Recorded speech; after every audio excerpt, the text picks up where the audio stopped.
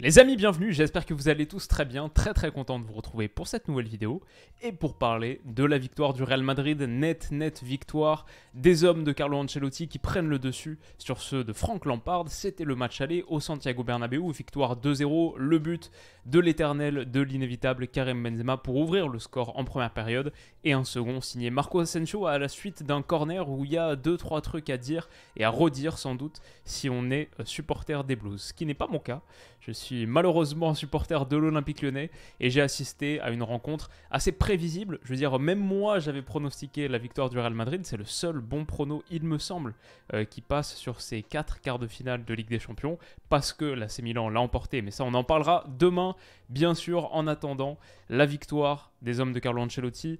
Karim Benzema, Luka Modric, une journée de plus au boulot pour les deux qui sont vraiment impressionnants. Et je ne sais même pas dire si le Real Madrid a fait un match extraordinaire, mais pour eux c'est juste un match normal en fait. C'est un match normal de Ligue des Champions où tu plies ton adversaire sans trop souffrir, sans trop consentir d'efforts, mais juste parce que t'es au-dessus dans à peu près tous les compartiments du jeu. Chelsea a eu des occasions, mais Chelsea, je trouve, a manqué énormément d'inspiration, notamment en seconde. Et le Real Madrid a fait mal. Franchement, je trouve que ce Real Madrid de Carlo Ancelotti, si on peut dire une chose, et c'est peut-être le meilleur compliment qu'on peut lui faire, c'est une équipe qui est capable d'utiliser ses moments forts, de faire mal avec ses moments. Il n'y a pas besoin d'1 million de trucs pour faire mal quand tu es le Real Madrid de Carlo Ancelotti. Parfois, 1-2 occasions, un petit moment de faiblesse de l'adversaire, tu punis, carton rouge, but, quelque chose qui inverse le rapport de force en ta dynamique, en ta faveur. Et c'est un très bon score à amener au match retour la semaine prochaine, dans 6 jours, c'est mardi prochain. La semaine prochaine, bien sûr, à Stamford Bridge. La Carlo Cam, on peut sortir la Carlo Cam quand même, peut-être mon entraîneur préféré de tous sur le plateau mondial. Il nous a régalé de quelques jongles là, sur un ballon qu'il a récupéré à 63 ans. Il a montré toutes ses qualités d'ancien joueur, de très grands joueurs, bien sûr, comme vous le savez, le four et classe de l'AC Milan, des grandes années. Des années 90, notamment plusieurs Ligues des Champions remportées en tant que joueur. La Carlo Cam, qu'est-ce qu'elle nous dit aussi là au moment de l'entrée sur le terrain, années 80 et 90 d'ailleurs.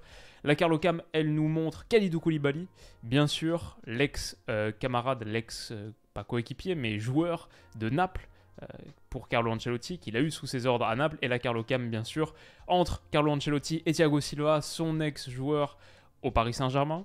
Et peut-être son futur joueur avec la Seleção, on verra. Voilà, ça fait suffisamment de Carlo Cam, je crois qu'on le retrouvera encore un peu plus tout à l'heure. Mais le Real Madrid, on peut dire brièvement qu'ils étaient en 4-3-3.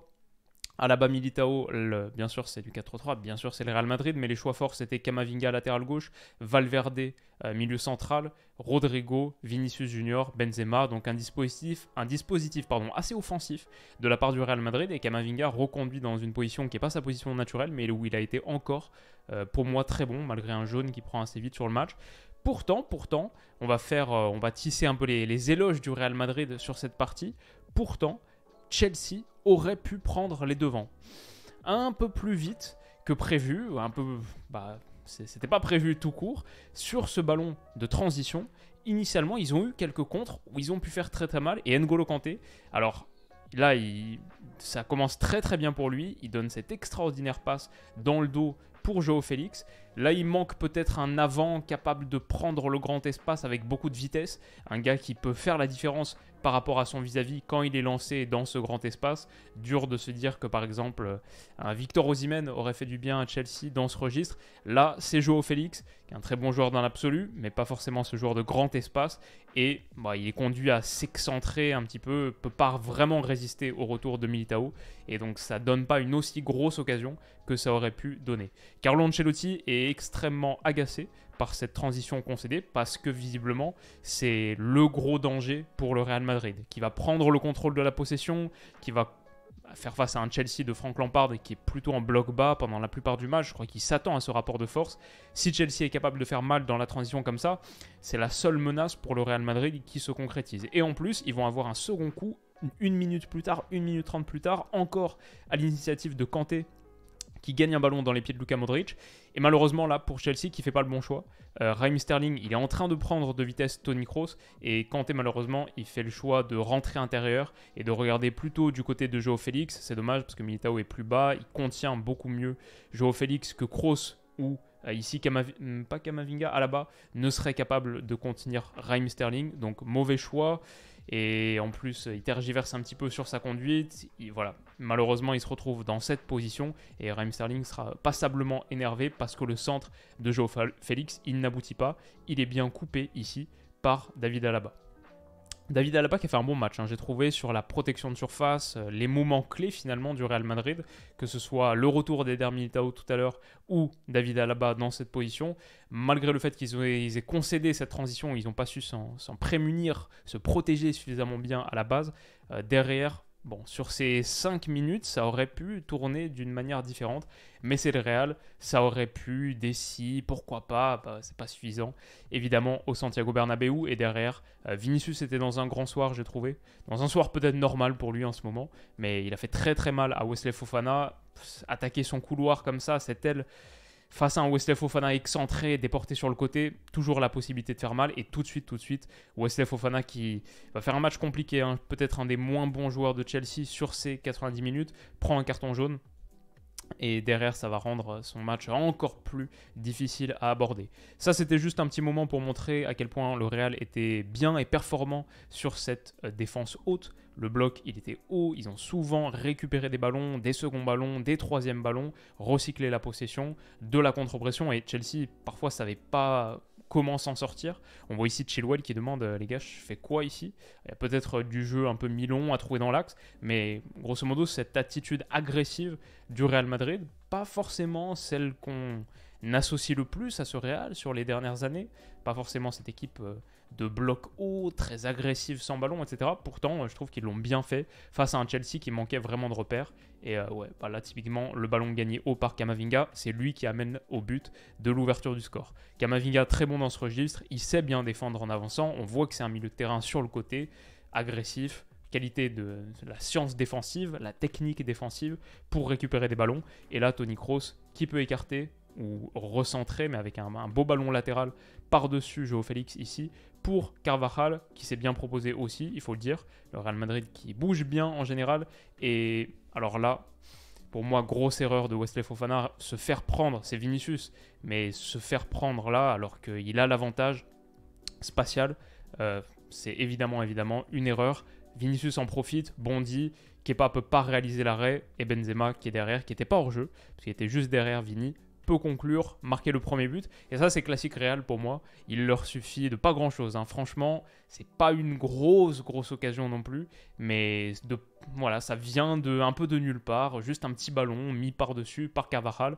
Mais Vinicius, top talent. Benzema, toujours positionné là où il faut. Et ils n'ont pas besoin de 3 occasions pour en planter une et pour prendre l'avantage. Derrière, le Real a eu des occasions pour exploiter le grand espace. Là, on le voit, Camavinga qui lance Vinicius dans la profondeur. Et encore une fois, Vinicius face à Wesley Fofana, c'était un vrai mismatch. Il lui a fait très mal. Il prend le dessus. Et vous vous souvenez peut-être de ce petit ballon piqué qui est repoussé sur la ligne par Thiago Silva. Je trouvais que BT Sport a fait une bonne analyse à la mi-temps d'à quel point le Real de Vini et de Rodrigo exploitait cette largeur pour faire mal au dispositif beaucoup plus axial, resserré de Chelsea, qui était un peu à 3 derrière, avec 3 centraux, plus Chilwell et Reece James, même si Reece James il était souvent un peu plus haut. Finalement, ça ressemblait un peu à du 4-4-2, mais on voit à quel point cette ligne de 4, elle est très dense sur la largeur. Elle laisse beaucoup d'espace sur les couloirs, et Vini, comme Rodri, en ont profité pour faire ces courses obliques qui rentrent vers l'intérieur, très pénétrantes, très tranchantes, et qui ont fait mal à Chelsea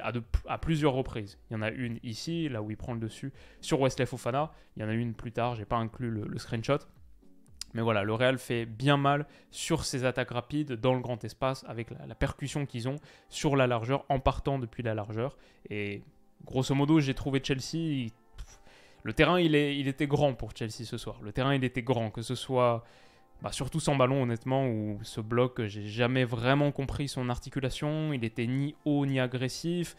médian, il y avait beaucoup d'espace interligne, donc il n'était pas bas non plus, il y a beaucoup d'espace à l'intérieur duquel tu pouvais jouer, et bah là typiquement facile pour le Real d'avancer, de progresser sur une attaque rapide qui amène une situation très dangereuse. Vous vous souvenez peut-être ce petit ballon de Vinicius pour Rodrigo là, mais il y a d'autres moments, on va y revenir. Par exemple là, sur cette grosse erreur de Wesley Fofana, il revient derrière, mais il perd totalement le contrôle, et Valverde, il me semble, peut surgir dessus et initier une bonne action. Derrière, il va frapper, déclencher sur Kepa. Ça arrive à la mi-temps à 1-0, le Real Madrid a pris l'avantage de manière méritée, et Chelsea, malheureusement, a concédé 8 tirs cadrés en 45 minutes. 8 tirs cadrés en 45 minutes. Si tu reproduis la même performance sur 90, imagine finir un match où tu as concédé 16 tirs cadrés, juste pour signifier à quel point sur cette première mi-temps, Chelsea a concédé beaucoup trop.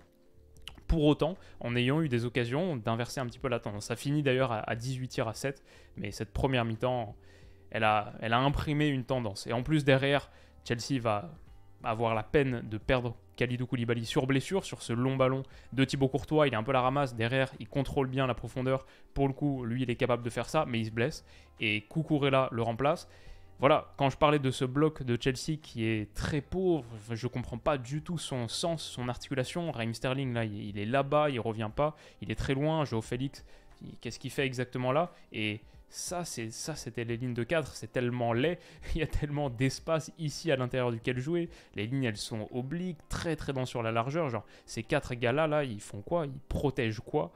Les centraux ici, Cucurella qui est si proche de Thiago Silva, mais surtout tout cet espace à l'intérieur. Et Kroos, il se dit, mais c'est une blague. Vraiment, vous me donnez autant d'espace dans lequel jouer, bon bah ok, je vais pas me priver. Il y a un gros intervalle dans lequel mettre un petit ballon interligne facile pour Rodrigo. En plus, ça va pousser Cucurella à grimper pour essayer de le stopper. L'alignement là, c'est une calamité. Et du coup, Cucurella, il monte. Mais une fois qu'il est monté, Rodrigo, il rejoue derrière, facile, sur Valverde. Et ça, c'est la ligne défensive de Chelsea. Ça, c'est la ligne défensive de Chelsea pour un bloc médian qui est tellement désarticulé. Genre, c'est quoi ça?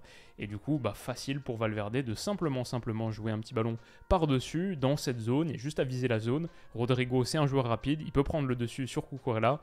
Chilwell est poussé à la faute, carton rouge, Chelsea est réduit à 10. Et ce qui était plutôt un bon score à tenir au Santiago Bernabéu, 1-0, ça devient très compliqué. Et derrière, en plus, le Real va marquer le deuxième but. Donc voilà, tout ça pour dire que, peut-être la conclusion, le Real a fait un match réel, solide, correct, 7 sur 10, un truc comme ça. Mais 7 sur 10 Real, c'est du haut niveau. Chelsea, franchement, la performance, elle est vraiment en deçà. C'est plutôt ce à quoi on s'attendait. Ce Chelsea qui est 11e de Première Ligue, qui vit des moments très compliqués. Lampard, c'est pas un top coach. Qu'est-ce qu'il allait vraiment pouvoir mettre en place comme plan? C'est pas le Inzaghi qui fait un plan hier contre Benfica et qui va faire quoi comme plan? On l'a vu, franchement, on l'a vu. J'ai pas trouvé que Chelsea ait proposé grand-chose. Même s'ils ont quelques occasions, parce qu'ils ont des joueurs individuellement costauds, mais il y a eu des grosses erreurs aussi, d'inattention. Défensivement, on parle beaucoup de cette équipe, son incapacité à marquer des buts, manquer de neuf et tout. Moi, je trouvais que défensivement, il y avait des vrais soucis sur ce corner, typiquement, où l'équipe n'allait pas du tout concentrée. Asensio, il peut reprendre tranquille à l'entrée de la surface. Le tir, il passe entre les jambes de Wesley Fofana, le pauvre entre guillemets, mais on va revenir sur un truc qui peut-être l'incrimine un peu, mais c'est sûr que là, la différence par rapport à Ruben Dias hier et son bloc salvateur face à Jamal Musiala, c'est une grosse différence.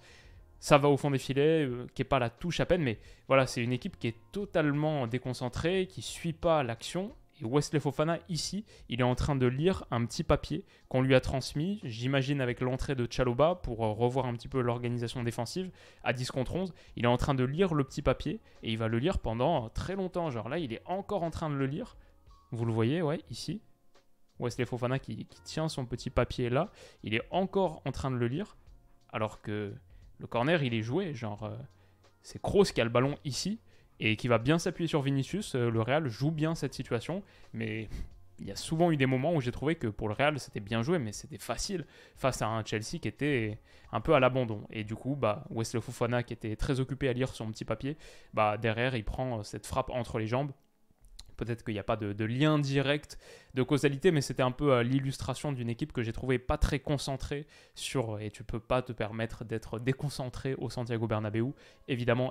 L'entrée de Rudiger quand même comme un symbole, ce tacle très musclé sur Kai Havertz, et aussi à la fin, il y a quand même une belle occasion pour Mason Mount, qui aurait pu changer pas mal de choses dans notre lecture du match retour, si la Chelsea revient à 2-1, en marquant le dernier but du match, en faisant douter un petit peu, et du coup c'est aussi là que le match il se joue sur des détails, sur la qualité dans la surface, dans les deux surfaces.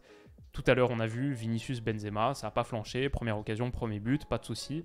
Asensio, ça frappe superbe. Et là, Rudiger, magnifique tacle. Derrière, il va faire une action un peu NBA, quoi. Il est par-dessus Mason Mount, l'intimide un petit peu, mais ce tacle, il est vraiment magnifique.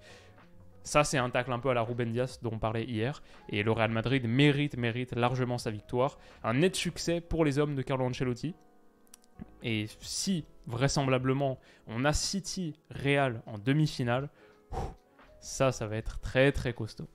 Voilà les amis, pas grand chose de plus à dire sur ce match. Qu'est-ce que vous en avez pensé? Dites-moi tout ça et rendez-vous demain un petit peu avant midi pour l'analyse de Milan-Napoli. Prenez soin de vous, bonne nuit et à demain. Bisous.